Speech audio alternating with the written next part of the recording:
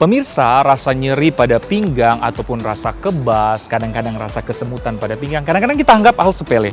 Tapi bisa jadi adalah tanda-tanda penyempitan dari saraf atau yang kita sebut HNP. Dan perlu kita waspadai. Nah, di Hidup Sehat Plus kali ini saya Dr. Ekles akan berbincang dengan Dr. Lilir Amali, spesialis saraf. Kalau nyeri pinggang ataupun kesemutan bagian belakang, hati-hati saraf kejepit. Apakah benar demikian, dokter? Ya, jadi nyeri pinggang itu salah satu penyebabnya adalah HNP atau saraf kejepit. Jadi tubuh kita ini disangga oleh ruas-ruas tulang belakang ya, dari tulang belakang mulai ya?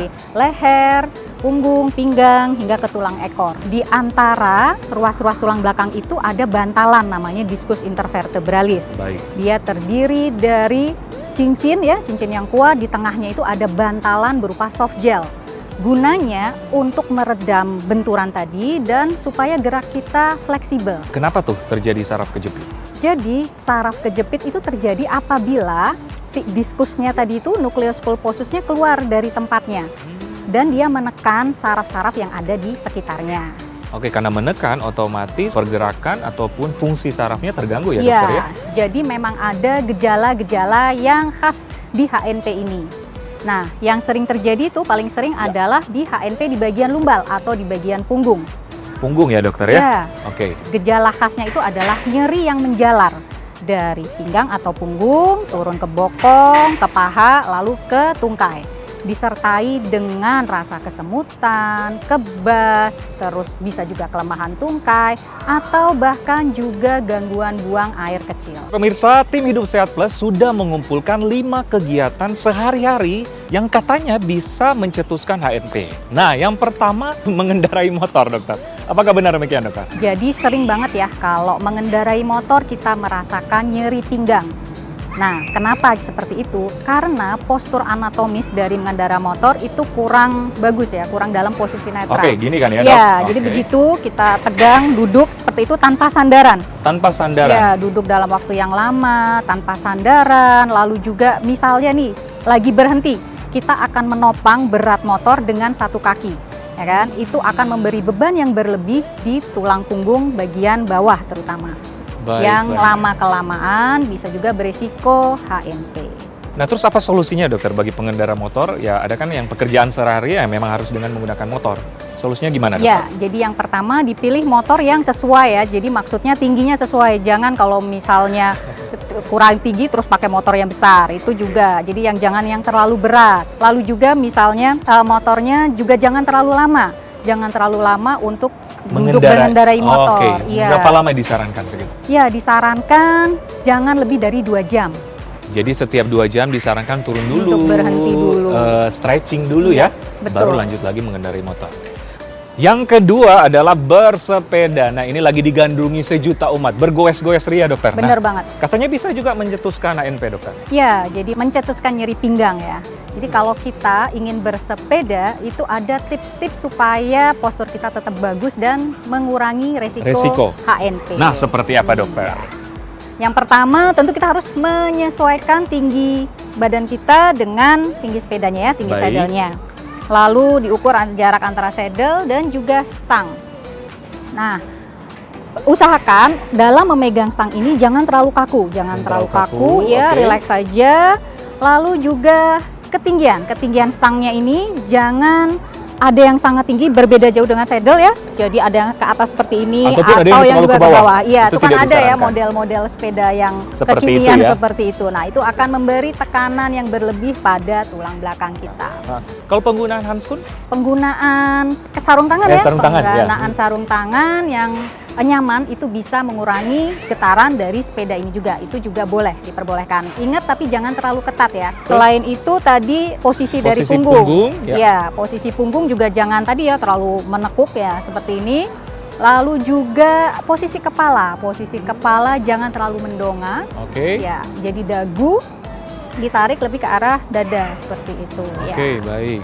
Yang Jadi jangan terlalu gini ya, dok ya? Iya, jangan terlalu mendongak. Lalu yang terakhir adalah posisi kayuhan. Posisi kayuhan ini penting banget ya, Dokter Ekles. Berayun, Ya, oke. Tadi jadi harus saddle itu memang benar harus sesuai dengan tinggi badan kita sehingga tidak terlalu menekuk seperti itu kakinya ya, dan bisa lurus waktu mengayuh. Mengayun bisa lurus, dan ada Iya. tetukan seperti ini. Betul sekali. Dan mungkin ini ya dokter, beristirahat mungkin setelah 1 jam atau setelah 1 jam 2 jam itu kita harus melakukan peregangan atau stretching. stretching. Yang ketiga adalah mengangkat galon. Nah, gimana tuh dok? Kadang kan nggak terhindarkan ya mengangkat galon ini. Karena kalau misalnya kita sampai salah postur untuk mengangkat galon ini, tentu akan memberikan tekanan yang luar biasa pada punggung belakang kita. Oke. Nah, itu bisa mengakibatkan tadi saraf terjepit ya kalau salah mengangkat. Nah, saya contohin aja ya. Contohnya nih dok, Oke. gimana dok? Jadi kalau kita mau mengangkat benda yang berat, kita harus posisinya berlutut dulu. Oke, berlutut. Satu lutut begini ya, Ya. satu depan, satu belakang begini. Dekatkan Galon. badan kita sedekat mungkin dengan si Objeknya objeknya. Ya, itu seperti ini ya. Oke. Lalu dipeluk seperti ini. Dipeluk. Ya. Lalu kalau bisa diangkat seperti ini dan menggunakan kekuatan dari tungkai. Jangan menggunakan kekuatan dari punggung kita. Tungkai. Jadi artinya Ya. kaki. Ya. Iya. Yang paling penting juga jangan memutar. Jangan memutar punggung kita. Nah, jadi kita harus memutar kaki kita seperti ini. Jangan begini maksudnya ya, karena ini akan mencederai tulang belakang kita. Nah, ini yang perlu kita perhatikan karena ini kegiatan sehari-hari di rumah, ibu-ibu apalagi kadang-kadang main angkat aja ya. Iya, betul. Tiba-tiba sakit pinggang atau kesemutan di bagian pinggang ya. Satu lagi yang bisa dilakukan adalah dengan jongkok. Jadi jangan seperti ini. Ini adalah posisi yang salah. Jadi ya. kalau begini Itu salah. Salah. Oke. Pasti akan Ya. mengenai saraf tulang belakang kita. Yang benar adalah posisinya jongkok. Dan tulang punggung kita tetap lurus, ya. Lalu diangkat. Nah, seperti ini. Ingat gunakan kekuatan dari tungkai. Ya. Dan jangan digerakin. Ya, ke kiri jangan atau gerakan kanan. memutar. Kalaupun mau kiri kanan, kakinya Harus yang kakinya memutar. yang berputar ya. Nah, harus diingat tuh, apalagi para ibu-ibu di rumah tuh, yang main angkat aja ya dok ya. Yang keempat adalah menyandang tas. Menyandang tas apalagi yang berat itu bisa mengakibatkan nyeri pinggang. Nah, yang benar adalah harus dua-duanya dok. Jadi tidak boleh cuman menyandang tas di salah satu bahu. Oke, kadang-kadang kita kan salah satu aja nih kayak gini. Itu sebenarnya tidak itu disarankan ya. betul sekali. Itu akan menyebabkan tekanan yang berlebih ya di tulang punggung kita. Oke, baik. Jadi bagusan dua gini dokter. Ya, betul. Dua gitu atau yang lebih baik lagi ditarik. Kayak troli. Oke.